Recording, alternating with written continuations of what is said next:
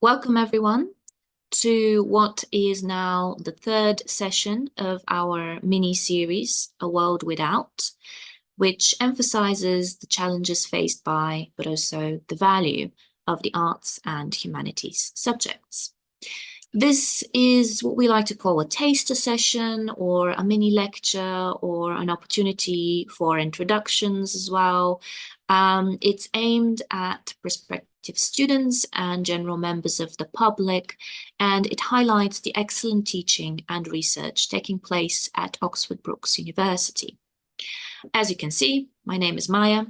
I am a research fellow for the Creative Industries Research and Innovation Network here at Oxford Brookes. The aim of the network is to bring together researchers, practitioners, students, and communities involved in the creative industries. And when we say the creative industries, we really mean in the broadest possible terms. We aim to be quite inclusive in terms of the fields, the subjects, the disciplines that we would like to engage with and help promote. So today's session is called A World Without Creativity. And I'm very happy to be joined by my film colleague, who is also a network lead for the Creative Industries Network, Dr. James Cateridge. James is a senior lecturer in film and a convener for the MA in Creative Industries at Oxford Brookes. His teaching and research center around the screen and creative industries in the UK and internationally. His specialisms include media tourism, film policy, and mentoring in the creative industries.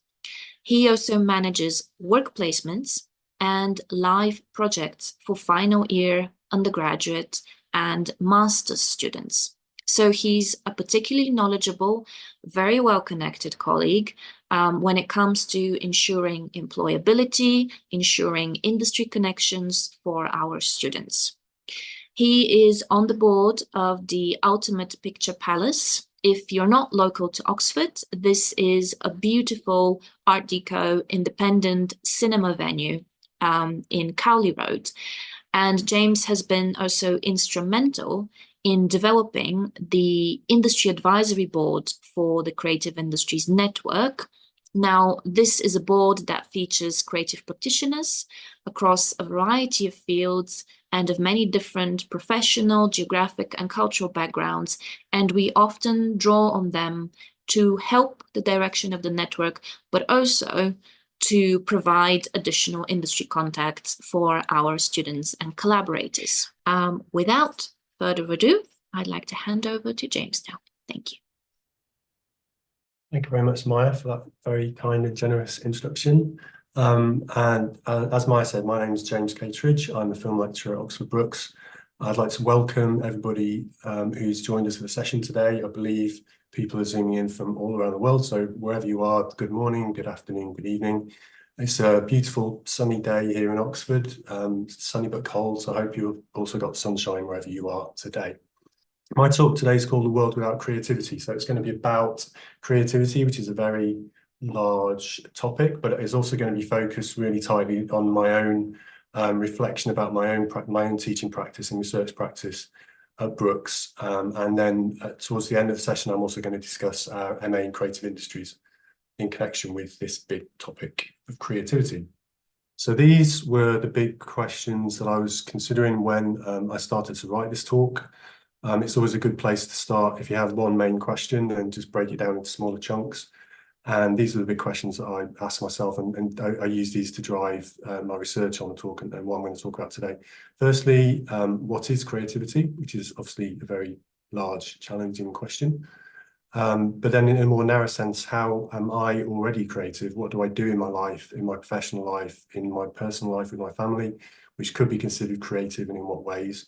And finally, how could I be possibly more creative? How could I or the participants of this talk today, how could we develop our own creativity in a general sense? Not just me personally, but hopefully I'm going to try and give you some ideas on how to maximize and unlock your own creativity and make sure that you can fully engage and have a really enriched life.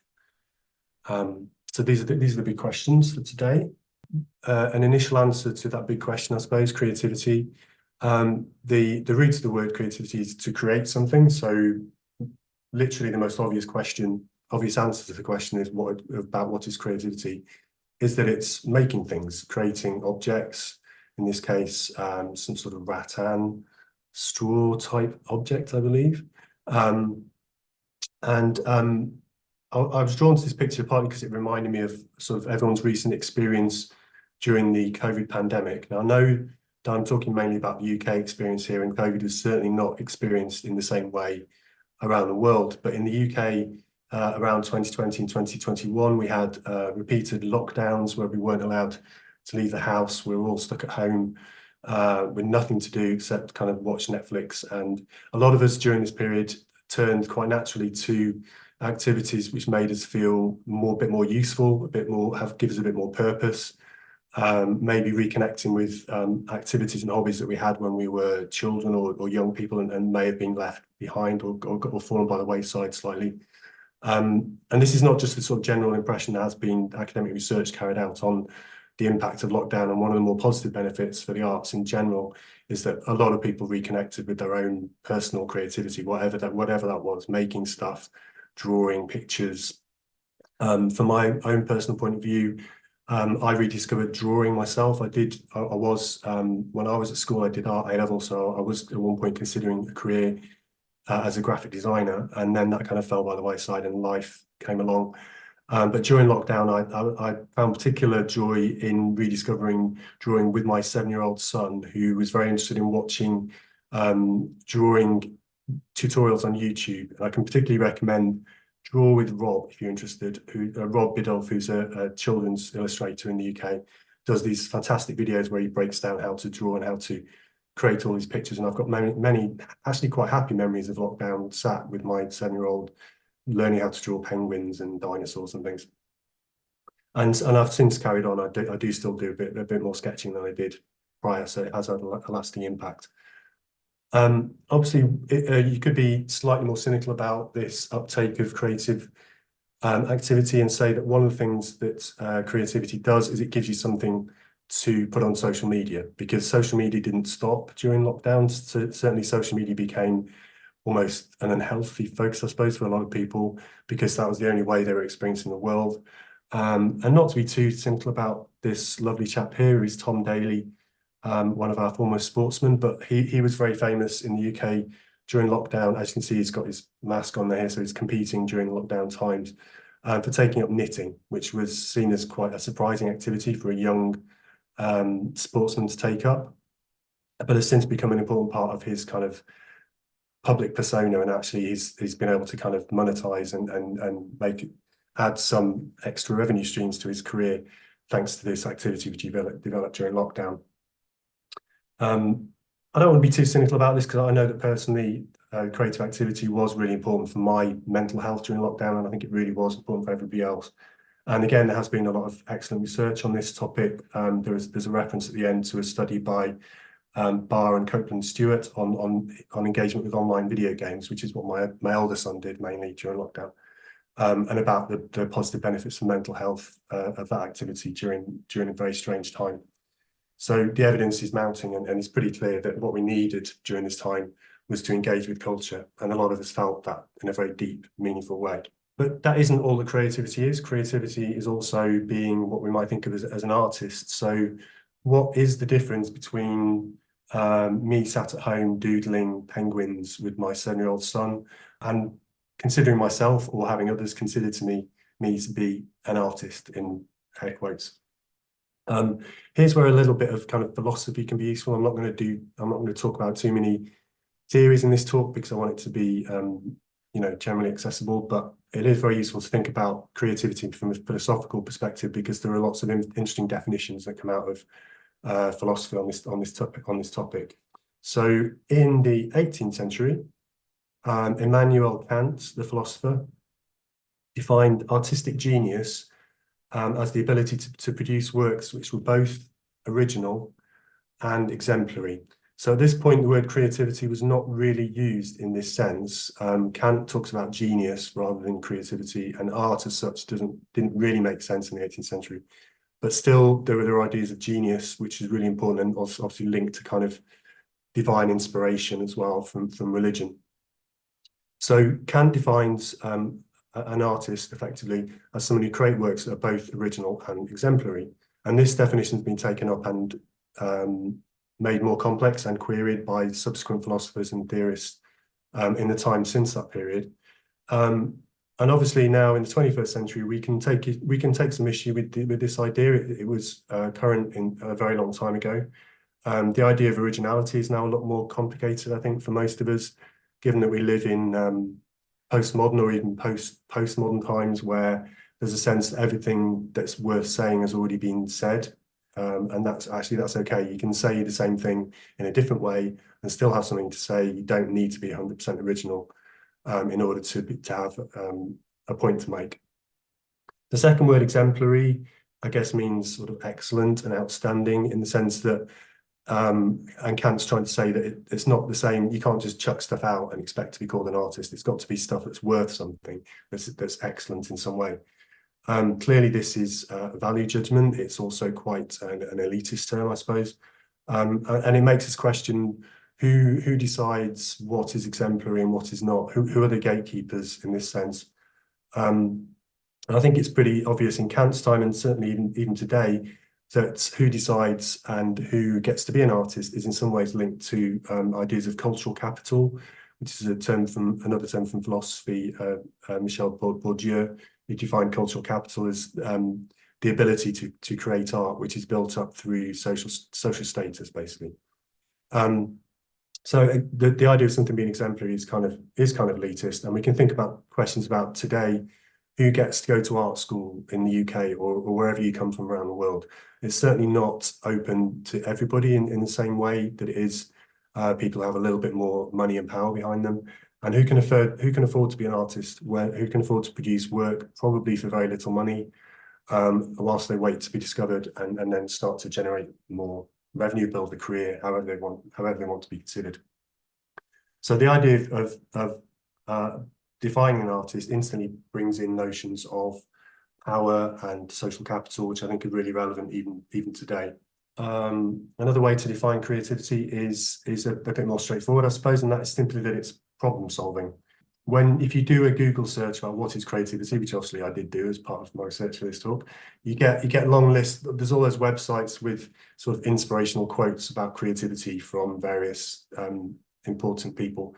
And one of the ones which is always near the top is from Steve Jobs, former CEO of Apple, who famously said, apparently, that creativity is just connecting things. And he goes on to talk about how problem solving it doesn't take a genius to make something new in technological terms. You just see a problem and you fit things together in a new way, and there you go. You've got an iPad, and you've got a brand new product which kind of revolutionizes the world.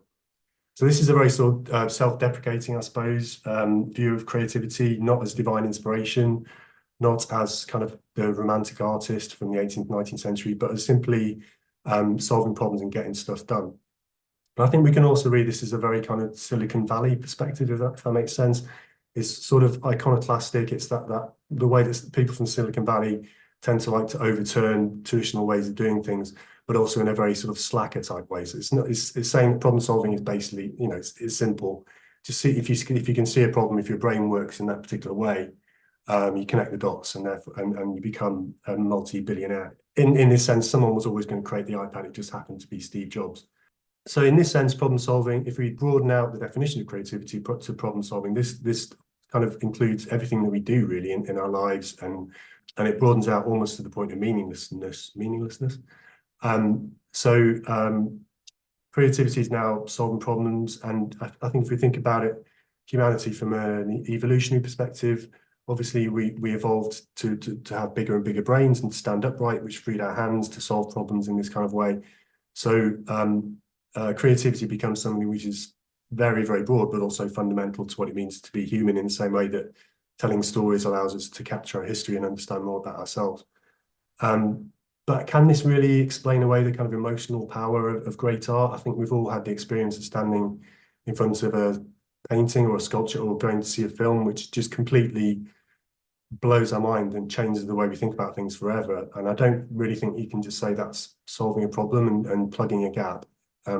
So there are elements of this argument that I like, but I also think that it misses part of the point about what creativity is and its power.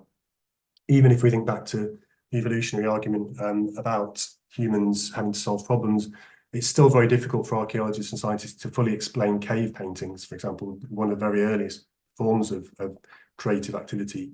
We still don't fully know what those paintings were for and what their purpose was. So problem solving, yes, but also other elements, I think, which we can't leave behind fully. But whilst we're on Silicon Valley, I can't ignore the elephant in the room, the AI-shaped elephant in the room, which is sort of the arguments about artificial intelligence are creeping in. Well, I wouldn't say even creeping, they've kind of ripped through academia in the last few years as people start to radically redefine what creativity means and ask really significant and philosophical questions about machines, whether they can ever fully create art. And if we think back to sort of Kant's definition of what art is, if you can create something which is original, exemplary, you're an artist. And I think it's pretty clear that AI is already creating things that are original in some senses. They come from somewhere else, but then so does most other art.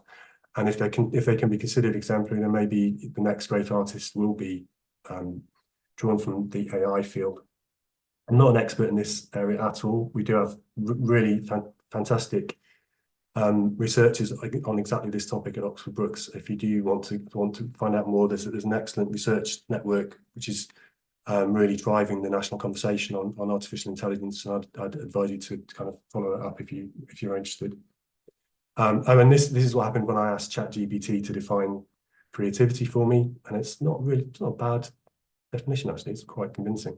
Obviously, it's built from other sources, so the originality is compromised, but it makes sense and it reads well. One of the searches I did when I was researching this talk, apart from Googling obviously, is to search through our library catalogue at Oxford Brookes. And one of the things you find when you look at books which have the word creativity in the title is that firstly, there's lots of them, there's thousands of them, particularly in the last sort of 10, 20 years, lots of books have this word in the title. But you'll find that they generally tend to be books from business studies or sociology perspective rather than arts and humanities one, which is interesting, I think, and says a lot about how the word is used in current discourse. So I think we can all agree that in the late 20th and 21st century, the idea of creativity has been co-opted into what we might call neoliberal ideology. It's become part of the logic of business in a sense. Actually, an image I was going to show here that I couldn't find a really good one was going to be the kind of Google workspaces. We've all seen these amazing images of the workplaces where Google and other Silicon Valley companies work, and they're kind of full of like playgrounds and social space and everyone kind of flowing freely, wearing their own clothes, giving off an impression of being creative, even if that's not what they're doing the whole time. They look creative, and that's almost as important as being creative itself. But that's by the by. So my point here is that the idea of creativity is now part of business speak. It's about innovation. It's about driving business growth, increasing wealth. And looking at creativity in this way obviously creates a tension across different political persuasions, because if you're from the left, you tend to believe that art and creativity can speak to power, can challenge power, can bring power to account and in interesting and useful ways. And if creativity is being used in the opposite sense as something to drive business and to create revenue for the country, then there's obviously a big tension there. And I think this is at the heart of why some academics and some commentators in the UK are uncomfortable with the term creative industries, because it has that inbuilt tension between art as something which can be disruptive and can challenge power, but also is very much part of power in the 21st century. So our MA at Brookes is called Creative Industries, but you will find a lot of other courses around the country. Programs and courses will tend to qualify the word creative industries with the word cultural. They'll be called creative and cultural industries or something along those lines, because the word cultural doesn't have quite the same implication in terms of business and driving revenue. just a bit of kind of history, I suppose, of the term in the UK. If you are from the UK, you'll be aware of this. If you're not, you're probably less so. But in the UK, the idea of creative industries sort of came to prominence under the new Labour government of Tony Blair in the late 90s and early noughties. And it was a sort of rebranding of artistic activity. In some ways, it was actually a very clever political move on Tony Blair and Gordon Brown's part to ensure that government was still able to carry on funding the arts when the Conservative Party, the more right-wing mainstream party in the UK, has tended to gradually remove funding for the arts. Tony Blair's argument was that these businesses are really important. They're not just people making art for their own sake in their own houses, in their own rooms. They're people making films and making TV shows and making video games which sell, billions of copies around the world. And they are an important source of revenue. We've all seen the facts and figures. Well, in the UK, we've all seen that the government they're very proud of the fact that the creative industries is still a growing sector in the UK, despite what happened under COVID, and a lot of people lost their jobs or lost their revenue because a lot of people are self-employed. The creative industries have sort of recovered and are still a big, important part of our economy here in the UK, which is something that all governments are now proud of. And I think unless we'd come to call it creative industries, that wouldn't necessarily have been possible under a Conservative government.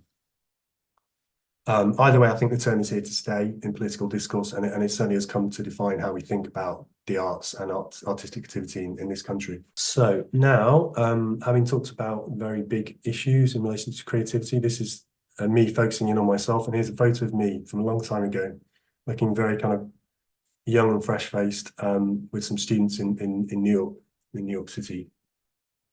So moving on from thinking about creativity in very big broad terms, I want to make the rest of the talk a bit more personal about me, and then I'm going to talk about what happens at Oxford Brookes, and particularly the MA in creative industries. So my own role as a lecturer, if any of you are involved in education, you'll know that lecturing has, I guess, two main elements. There are lots of other roles involved, but the two main elements are teaching.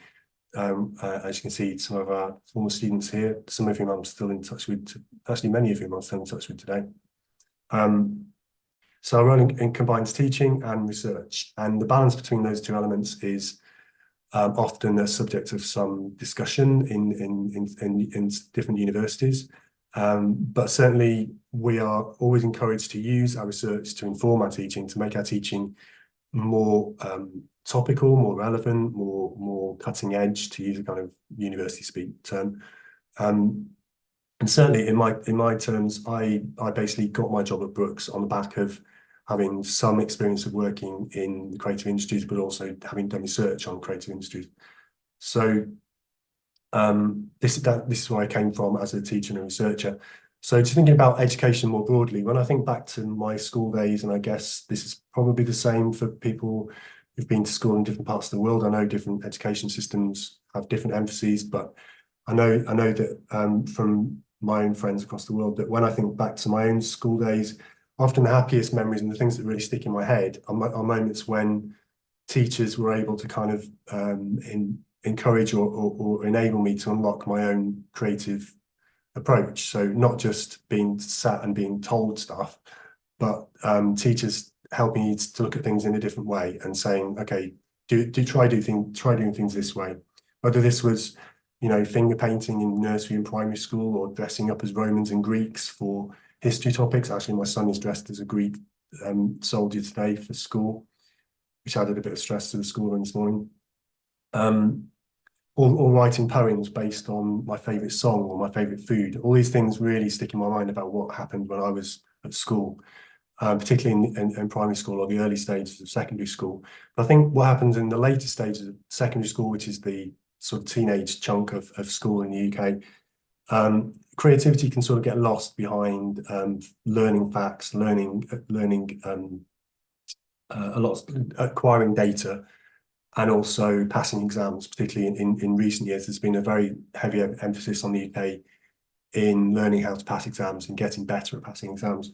And I think as a lecturer in the UK, we've all had the experience over the last 5-10 years of finding that students often come to us having experienced much less creative activity in the early stages of their education, which is quite sad. So I think what we need to do as in higher education is to make sure that we we help people to kind of, I suppose, unlock that inner primary school kid. That sounds like a very sort of facile way of putting it, but I really believe that people have to be engaged in learning, and people have to be creative and playing with ideas, not just having them forced down their throat. Otherwise, it really doesn't work. So how does this play into my own teaching? So within my modules, which are usually about the media industries and professional practice, this is usually through what we call experiential learning, which is a kind of long word for quite simple logic, which is basically that if you want to learn something, you just have to have a go at it, just try it, just do it and see what happens. And this is how we all learn to talk, it's how we learn to drive, it's how we learn to do most things in life. So I don't see why learning how to be an artistic practitioner should be any different. So if you want to teach cinema programming to students, and this is something I do with my first year students, you take the students to a cinema, or you bring in someone whose job it is to do cinema programming and have them talk to the students and answer their questions. Some students are flabbergasted that is even a job, that's something that people can do with their life, but it is. There's lots of people employed by cinemas and bigger cinema chains in the UK doing exactly that job. So teach them let them learn what the role is through that means, and then just give them a list of films and a blank schedule and let them have a go. Just let them try to build their own schedule. Let them see how different films look when they're put next to each other, how you have to build a program with balance overall, how you have to make sure that different slots in the evening are balanced up with different slots in the afternoon, and so on. So I think this is what I get my first year students to do. Just give it a try and see what happens.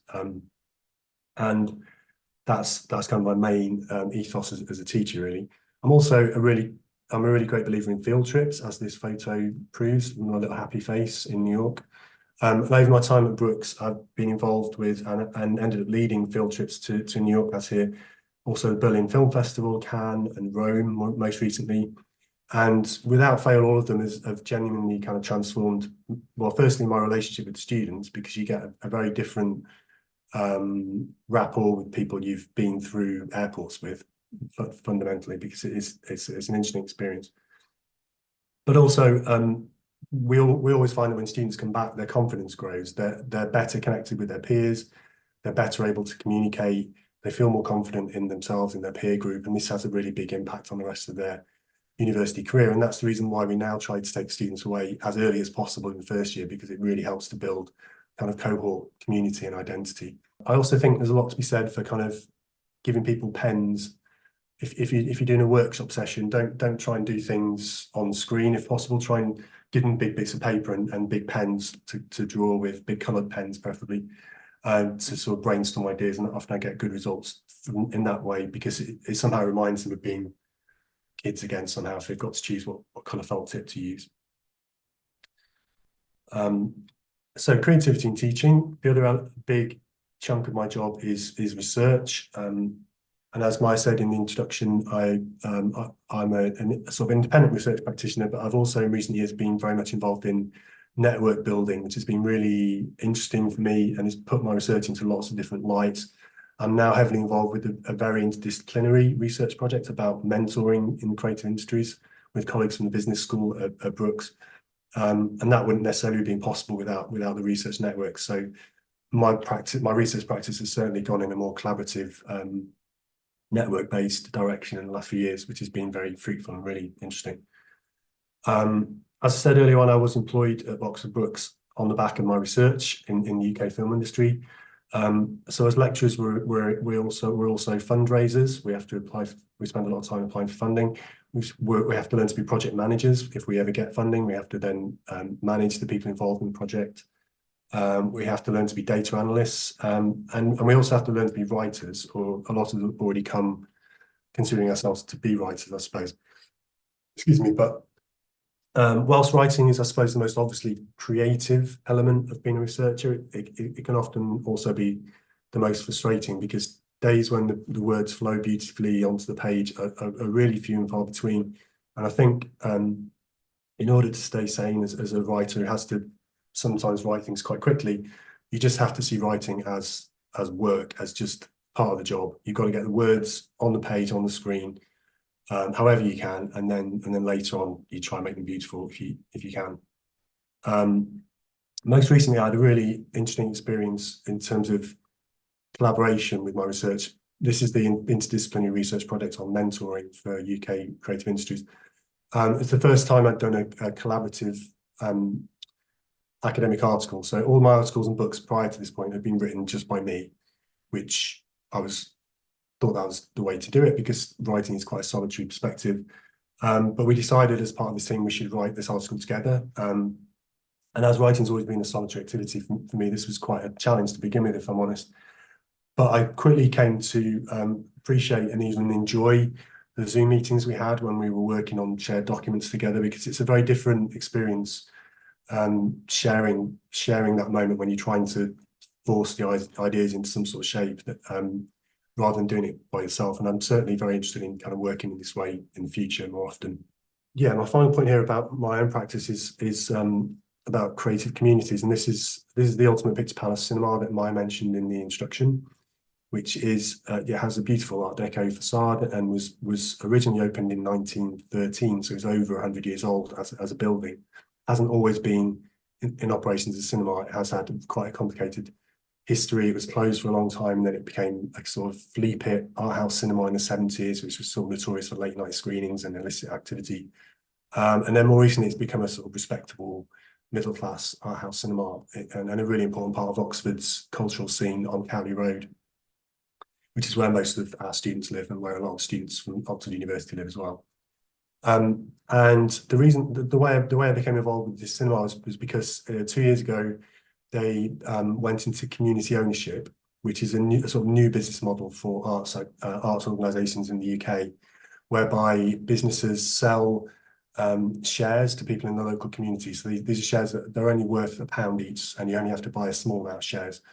So they're trying to encourage the maximum amount of investors. And what the cinema found is that they had over 1,000 people who were willing to donate some of their money to buy a chunk of this business. They don't function exactly like shares in the traditional sense, but it basically means that the business itself is secure and no longer under threat from being taken over and turned into a nightclub or a cafe or a bar, which I can imagine people were sort of eyeing the business in that sense. It's now secure as a cinema. It will always be a cinema as long as the business is there. And most importantly, it's run as a community. The people who the cinema already had a really loyal audience of local people, generally from the East Oxford area, and a very particular sort of taste. The cinema has always done really well with foreign language cinema, with documentaries, the kind of films which don't get shown in the multiplexes in Oxford. There are other independent cinemas in Oxford showing that stuff, but they don't all have. They're all part of the bigger chain, so they don't have necessarily the same feel as the Ultimate Picture Palace, which is genuinely independent. And I've been involved on the management committee for over a year now, and I can genuinely say it's sort of transformed the way I think about cultural activity in the UK. To see the amount of time and effort and energy that people put into keeping this business going, often without being paid at all or being paid very little, is genuinely kind of awe-inspiring, I think, and really quite moving in some ways, that people care this much about this cinema that they're willing to donate their time and their energy to building a community which can keep it going. And I've been very privileged and sort of honoured to be part of that committee and that community indirectly.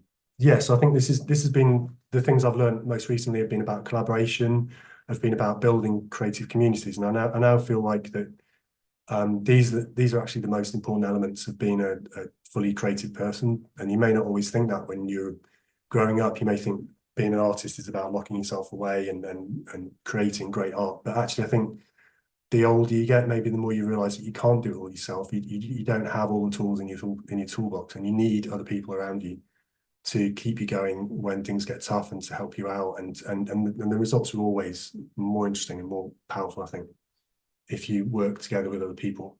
In that light, our MA in creative industries, and I was very heavily involved in designing this MA, and I'm now the course convener. So I was there from the word go in redesigning our postgrad offer at Oxford Brookes. And really the guiding principle was exactly this idea of encouraging collaboration between what were previously quite discrete student cohorts. We really wanted people to get involved with each other. We sit in a School of Arts at Oxford Brookes, and we have excellent colleagues and students from music and from publishing and from fine arts and from digital media production, all in the same building, this sort of crazy ramshackle building currently, which is about to be replaced by a much bigger, shiny new building. But the point is that we're all in it together. We all know each other really well. All the students know each other, and it always seemed crazy to me that students weren't being taught together and learning together and being encouraged to work together on projects. So that was my main aim really when setting up this new program. So the program itself has streams within it, so you can still specialize in one area.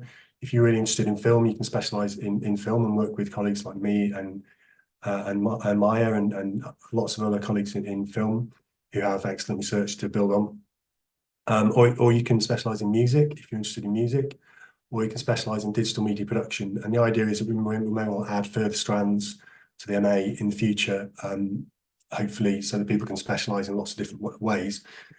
But the specialism is only really part of the story. The big important modules on the MA are the research methods and the professional practice module and the creative project at the end. Those are the big main components of the degree, and all those are taught across subjects. So all of them have teachers and lecturers from different fields and different backgrounds. The students are put together into groups. So whether they're from music or DMP or film, they all talk about theory and practice together, and they learn from each other. And that's really the ethos behind it. And it's quite a new program. It only started running last year with a small cohort. We're obviously hoping to grow a lot bigger cohort this year. But really the fundamental principle behind it is this idea about collaboration and building a creative community. Often, I think this is actually the main benefit, from my perspective, of postgraduate education in the UK currently. Unless you want to become an academic and do a research path, which is fine. Some people want to do that. That's great. We will also accommodate that. Incidentally, if you do want to go on to do a PhD, you certainly can do that based on this MA. But a lot of other people are sort of stuck in careers or jobs, maybe left university with a particular path in mind, didn't quite get there, and have ended up sort of compromising, doing something that they don't particularly want to do.